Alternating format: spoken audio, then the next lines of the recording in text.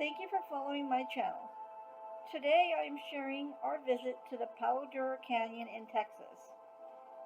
On our last trip to Amarillo, we decided to check out the Palo Duro Canyon and Park, which is about a half an hour away from Amarillo. However, it is a huge canyon and apparently the second largest canyon in the U.S., behind the Grand Canyon, of course. Not surprisingly, it is often referred to as the Grand Canyon of Texas. We had to make reservations online to get in, but luckily they had a few spots still open for the next day, which we have been hoping to go. Happily, we made our reservations and paid the entrance fee online. It was pretty easy. The next morning, we packed the car with lunch, a few bottles of water, some snacks for Dolly, and headed out with her to explore the area. After stopping and checking at the gate, we were given a map and started making our way toward the visitor center.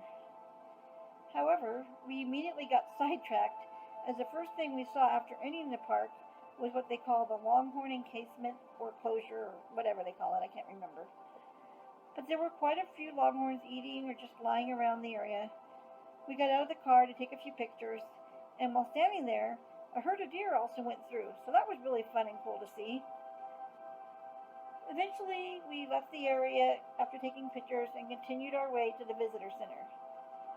Here we learned about the different types of rocks and minerals that are in the area, as well as some different types of birds and plants we might find. There was also quite a bit of history about the area and how it has changed throughout the years. It was pretty interesting, but we mostly wanted to explore the park and the area, so we left and out to do some exploring. We stopped at many pullouts and just took in the views to appreciate the natural beauty around us.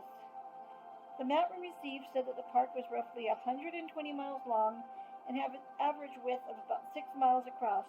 However, it does reach a width of 20 miles in some places. They also state it is about 820 feet deep, but can reach about 1,000 feet in a couple places. Like I said, it is very large, and sadly we only saw a very small portion of it while we were there. We did stop at one particularly beautiful spot and had our lunch while enjoying the views. Dolly had to get into the action too. Anyway, after a little break, we made our way to what they called the Pioneer Amphitheater. And I have to say, it sort of reminded me of the Red Rocks Amphitheater here in Colorado. However, it was November, so there wasn't much going on. But during the summers, they apparently have singers, dancers, and actors performing live dramas every night. That would be really cool to see sometime. I'm thinking maybe someday, but not likely since I can't stand the heat. Then again, might not be too bad at night. If you have been to the area and to a play in the evening, leave a comment and let me know how it was. Anyway, we drove by the stables after leaving the theater and just checked it out a little bit. Didn't seem to be much going on, so we just drove around some more and enjoyed the park until it started getting dark, and then slowly made our way back to the exit. It is a beautiful park and canyon, which I would love to visit again the next time we are in the Amarillo area. Not sure if you still need reservations, but the link to the site is on my blog post, which I included in the description of this video. The last thing I read, they were still making visitors to make reservations online. Well, I hope you enjoyed learning a little bit about Palo Duro Canyon. See y'all next week with Samantha at Golden Age Traveling, where age is just a number.